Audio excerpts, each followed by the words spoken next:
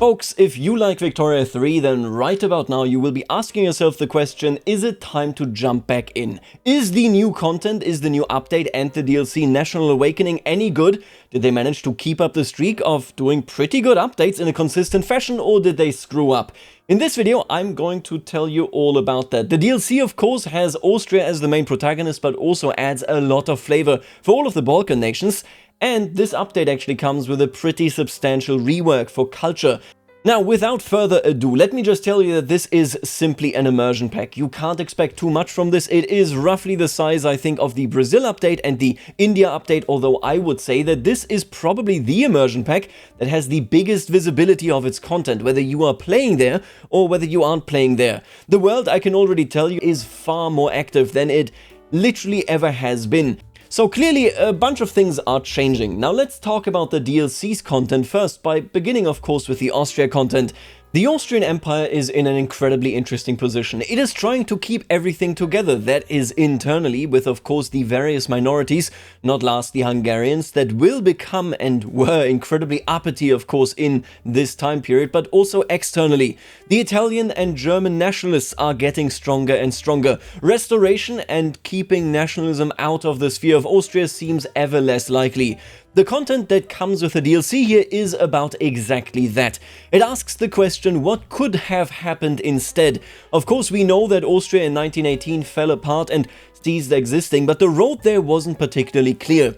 While the Austrian Empire of history is a complex and multi-ethnic entity that never really figured itself out, you can change this in the DLC.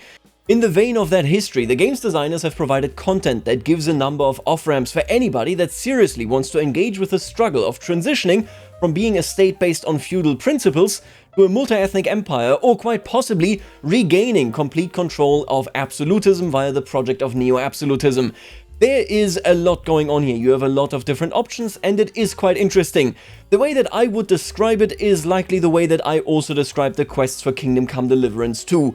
In KCD2, it's pretty obvious as you play the game that for most quests there was just a designer that had read up on a topic and said, I'm going to teach the player about this today. This is pretty similar. Clearly they read up a lot and they chose the most plausible scenarios of the future of what could have been for Austria. And yeah, this is pretty neat. There are a ton of journal entries, you will be interacting with a ton of content, and I would almost suggest that you basically will barely ever look outside of your borders until you really have to, like for example with the Ottomans, of course with Prussia trying to press you as they are trying to form Germany proper, but also of course with the Italians. The reality here is that you will be busy internally. The journal entries are many and almost never ending, and they give you a lot to do. Now, the good thing about this is that this is content that effectively lasts until the end of your playthrough, or at the very least sets you up in an interesting way towards the end of your playthrough. You even have something like Austrofascism that is available right here. The bad news is that this is as ambitious as it is to depict the multi-outcome options that you have for Austria here.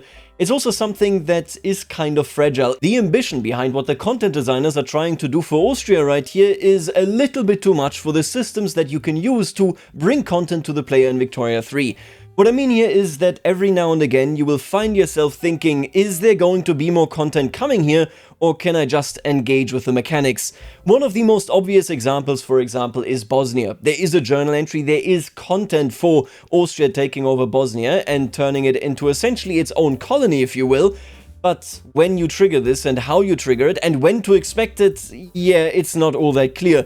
Mostly making it so that you are just going to grab Bosnia because you can, because why wouldn't you, and are going to miss out on that content. This is very similar to other pieces of content for Austria right here, where the complexity of the situation makes it so that if you annex or if you free, the wrong vassal, you might be breaking something significantly, making it so that you can't press a button anymore, making it so that a journal entry either doesn't start or can't be finished. The reality of the content here is that the content is good, and while there are various things that are particularly unbalanced, the Gründerzeit, so the period in which the German countries were incredibly successful economically until the Gründerkrach, so when everything started to break down and all of a sudden you had a stock market crash, is one of those things that is very clearly poorly balanced. You basically can't fulfill it. But you also have issues with the federalization of Austria, where you're looking at requirements that in the mid-game, such as very low radicalization for minority groups, is effectively impossible. Yes, these imbalances are not nearly as significant as what was going on with CK3's coronations, for example, but it does mean that you can have a great playthrough, and then either, like in Bosnia, you aren't getting any content anymore because you've already solved this question mechanically, because you didn't know there was content, or you get content, but it can't really be solved mechanically. The content for Austria is summa summarum incredibly rich. They really researched this, they were careful to implement all of the different directions and to depict them in a fashion that does them justice, including of course Metternich, neo-absolutism, the Ständestaat, and so on. The variety that you can get in this DLC for Austria and the variety that you will be seeing for the AI is incredibly significant. However, it most certainly is something where I would argue that to really go through a path that is a little bit more complex, you kind of have to learn the conditions.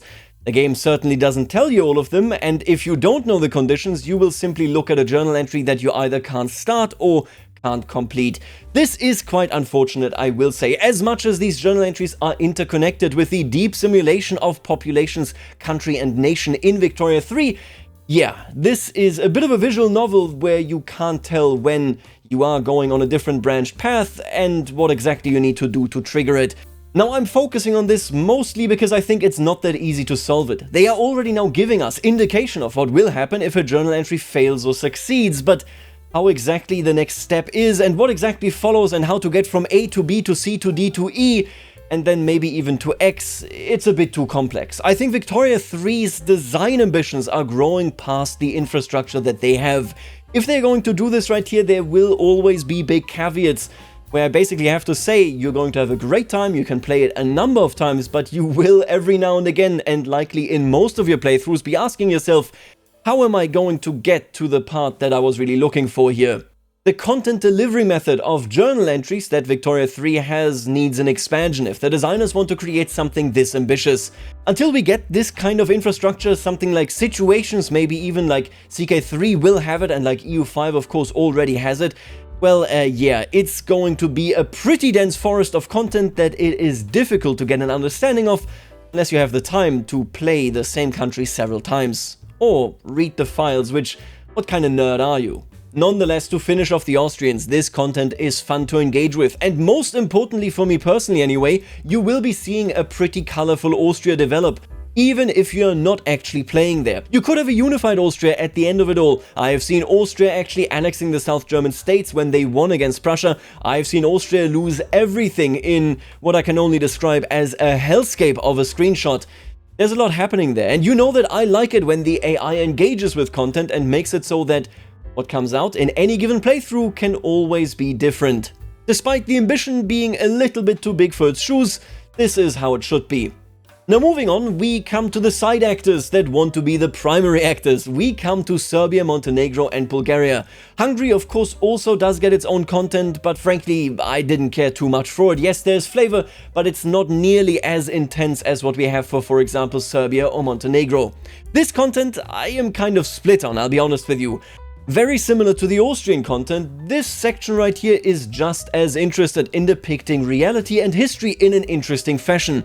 However, there's only so much that you can do with countries that are either too tiny, in the case of Serbia and Montenegro, to really work with the simulation of politics and the population in Victoria 3, or don't exist at the start of the game like Bulgaria. The content for Bulgaria is relatively light, and all in all works well with the mood in the Balkans that is present in this patch. Basically, the Ottomans will non-stop fall apart. I have seen them, I think, keep it together in any meaningful way just once. Other than that, they fall apart much more aggressively and much faster than they did historically. I think that the content for Bulgaria of needing to ramp up your military spending, becoming the Prussia of the Balkans, and then ultimately, of course, leading yourself into the Balkan League and the Balkan Wars that came with it would be more interesting if the Ottomans didn't fall apart right away. But this is currently the way it is, and I will say, hey, it is infinitely better than the Ottomans never falling apart. Even still, Bulgaria is in a very fun environment because of the rapid changes in the Balkan Peninsula, and the content is comparatively balanced, especially compared to what I was mentioning related to Austria. Serbia and Montenegro are odd. That is to say that neither of them are genuine countries at the start of the game. It's just that when you have a country like Montenegro that is quite literally incredibly small, your interest groups effectively mean nothing. They can change overnight. If you build just one university, that can mean that all of a sudden 40% of your country works there and becomes intelligentsia. Simultaneously for Serbia, as you are blobbing quite quickly, getting access to Serbian revolts and so on that make it so that the Ottomans will lose that land, well yeah, your political makeup will also be changing drastically as you go. More than any other country, the journal entries of Serbia and Montenegro are effectively visual novels. I really don't know how else to describe this. This is relatively reminiscent of the initial state of the Voice of the People journal entries for France, back when they weren't all too interwoven with, well, you know, the simulation and all that, but it isn't really quite the same. Because, realistically speaking, in France, the simulation of politics, the population of the nation, of culture, technology, and everything related to it, the laws and so on, well, it works. It is a country that is big enough, that has a major kind of dissonance between its countryside and urbanization, whereas that's not the case here. For Serbia and Montenegro, when they start out, you can't really do much more than a visual novel. This is especially obvious for Montenegro, where most of your gameplay is changing laws and clicking buttons in journal entries. And then at some point you either just get land, or maybe there is a revolution, Serbia takes over a huge chunk of land and you can simply unify with them. For Serbia it's similar. As you're choosing which dynasty you want on the throne, yeah, you press mostly buttons. That is really what you do. These are largely detached mini-games that have nothing to do with the simulation, but like I said, there's not really much else to do. I'm gonna be honest with you, I can't really be too harsh on this. I think this content is engaging, it's not terribly bad, and it is quite exciting to see impact despite your country, yeah, basically being nothing, until after the visual novels are over, because at that point you would have grown enough to be able to wage wars, to have an actual industry, to join power blocks and have it mean something. You get what I'm saying right there, right? Ultimately, these two countries need minigames, because there just isn't all that much going on in their starting periods, and these minigames aren't even too bad. I would even argue maybe they are a little bit too harsh. It's pretty easy as Montenegro to fail and just get turned into a subject by the Ottomans, but all in all, it's pretty good. Yeah, I am surprised by this myself as somebody that is a notorious enemy when mechanics aren't really interwoven with, you know, the simulation of Victoria 3. It's not like you can interweave them, and frankly, like I said, raiding a little, or, you know, kicking out Karađorđević and then unifying with Montenegro, turning yourself into Serbia and Montenegro, it's fun. I can't really say it isn't. And then the normal game begins and you just get to play Victoria 3. I will say, much like I said it of course for Austria here as well, that for all three of these countries, Serbia, Montenegro and indeed Bulgaria, I wish that we had a better in-game overview, be it via a situation or some type of mission tree that just shows us in which relation journal entries stand and how they're meant to be played, kind of. I wish that we had this, because without it, yeah, you will still end up asking yourself, am I out of the content and can I just play the game now, or will I forego content if I just start using the mechanics? These are things that obviously, yeah, it's difficult. Now this brings me directly to the Great Eastern Crisis and the Balkan Wars. I think both of these are nice pieces of set dressing. They can set you up if the situation demands it, if indeed you still need to fight the Ottomans, if they are strong enough, if they have survived at least to a certain degree. You can see, and this is massive, a big change in the AI strategy for Russia and indeed Austria as well during the journal entry of the Eastern Crisis, making it so that Bulgaria pretty reliably gets freed.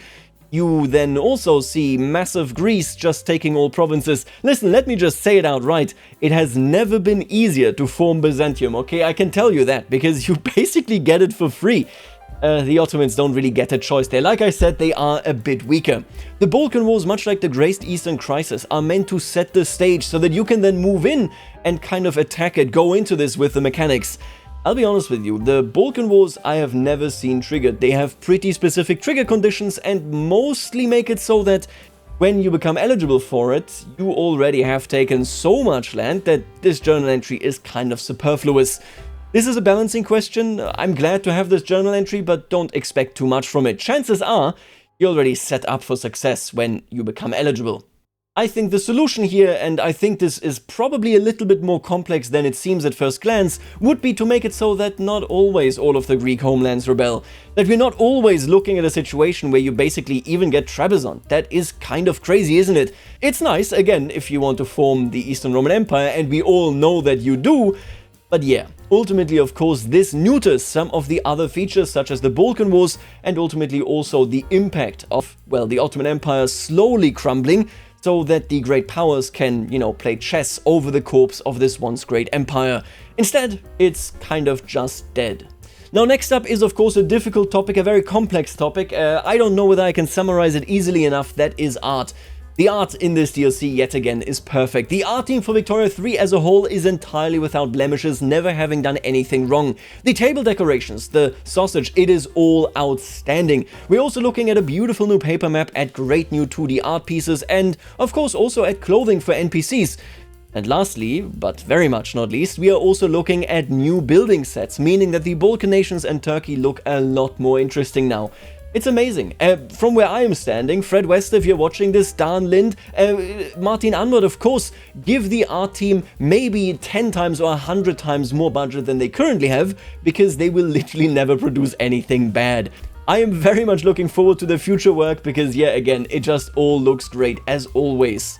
Now, moving on to the free content, we are firstly looking at Greece. I already discussed that it is much easier now to unify Greece with all of its homelands, because the Ottomans of course get massive unrest in their territory and everybody hates them, thanks to changed AI strategies. This makes it very easy. The content for Greece itself, in my opinion, is comparatively disappointing. Bavaroocracy, which is an interesting idea of you trying to balance out Bavarian influence, German influence, Catholic influence, with of course Greek Orthodox influence. Yeah, it's interesting, but realistically speaking, after you understand what the modifiers are to drive it either into the Greek direction, toppling the Bavarian King Otto, and then making it so that you can choose a different monarch, or even becoming a republic, or cementing the rule of King Otto, it's pretty easy. You basically can become a guard King Otto after just 4 years. It's kind of crazy, and I would argue one of the worst mini-games right here, because Greece is kind of a real nation. Frankly, I think this is a bit underwhelming. Nonetheless, the change to add Byzantium simply to the Megali idea as something that you can accept or reject, it's cool, it's interesting, I got nothing against it. Greek gameplay feels fun, nothing wrong with it. Listen, we all know your Romaboos, just do another run, okay? It's gonna be fun, it's gonna be better than ever in Victoria 3. I think you're gonna enjoy it. But let's be real here, you would have done and enjoyed this even if I had said this really massively sucks. Now, something that I was very much excited for and am actually quite happy with are the changes to Springtime of the People. This is an incredibly complex thing. We've talked about this on the channel. If you don't know what it is, essentially in 1848, 1849, there was a wave of discontent that swept throughout Europe from France and then all the way east. It was a massive set of events that brought massive upheaval also to the Austrian Empire, but also almost led to the unification of Germany and Italy respectively. It was, in reality, of course, shattered. The hopes were once again suppressed, and we returned for a few more decades to restorative powers being in control of Europe. In Springtime of the Peoples, until now, that wasn't really the case. It was a lame duck, a journal entry that didn't do anything. Now, it triggers for all of Europe at the same time. You can now also have multiple revolutions of minorities at the same time, making it so that the Hungarians, the Czechs, the Slovakians, the Slovenes, the Croatians, the Italians, everybody in Austria can be angry and rebel at the same time. It's cool. I had a great time with it. There's a lot more pressure on you, and since all of Europe has it, there's a lot more pressure on Europe. The journal entry itself, as it leads you into the revolutionary regime after the initial revolution, makes it so that you can either, once more, and this is the historical thing that basically happened, fall back into conservatism, become a kind of well-adjusted, normal constitutional monarchy, or you go full-on radical, which is comparatively difficult. This journal entry is a complete hit. I think the rework is great.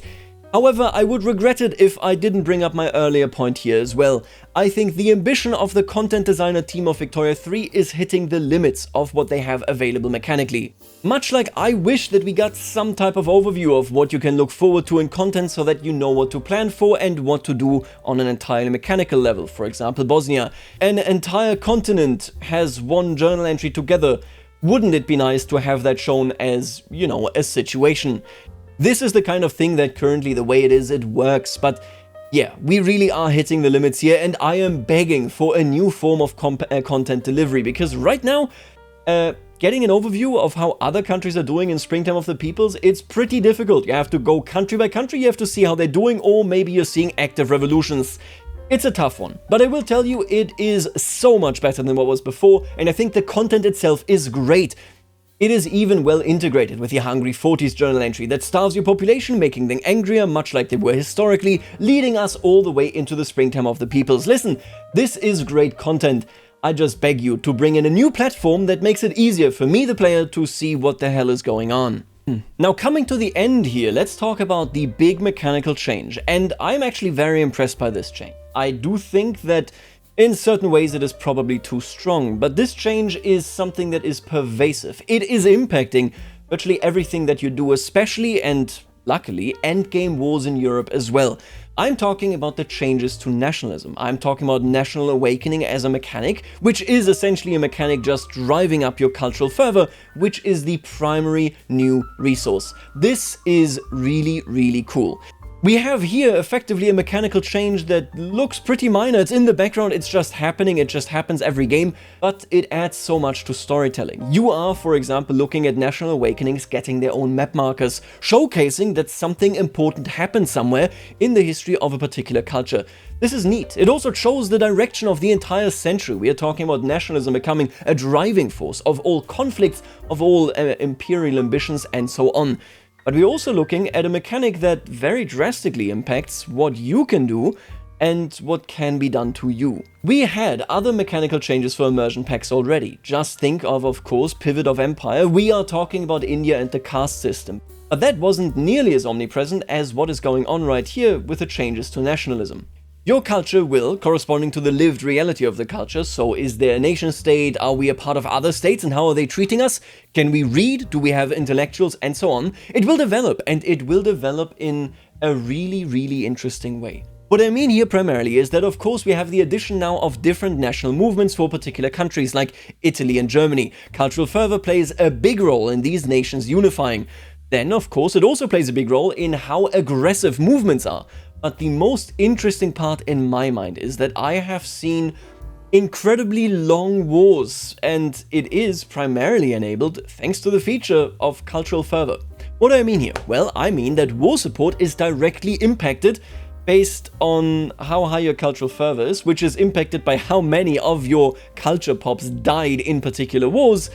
And then if you combine that with anti-country lobbies, all of a sudden you can stay at war support 100 for an incredibly long time. Am I telling you that World War I is finally in the game? No, that's not what I'm telling you. I wish it was, but I am telling you that this mechanic already makes endgame wars so much more interesting. You have something to fight over. You will have to have the long-term war machinery to keep it up rather than finishing people off within 2 weeks because, well, all you needed to do was fight them a little bit, you killed all their troops and then you just waltz over them. They will keep up their war support for an incredibly long time. This mechanic is really cool already, but I can also very clearly see that they are thinking forward. If you were telling me 3 years ago that Victoria 3 is going to implement features that already work well and already are so obvious to make future features work even better, I wouldn't have believed you. This is all in all a very solid update and yet another addition to Victoria 3's recent solid track record for updates and DLCs. If you're interested in the region, this will make playing in the area a ton more interesting. But it also impacts the geopolitical reality drastically, even if you're not playing there. The Balkans most certainly are now a powder keg, one that continuously explodes and brings a ton of chaos, more than it did historically, but my god, is it cool to have it explode like this. While some of the content delivered with this has issues here and there, there's nothing egregious outside of misbalancing and the scope of the content outpacing the delivery methods. This is a hit. I recommend that you check it out and have a good time with it. Trust me, it's not going to be too difficult. Folks, let me know what you think about it. Have you played it already? Let me know in the comments what you think, and I will see you later, alligator.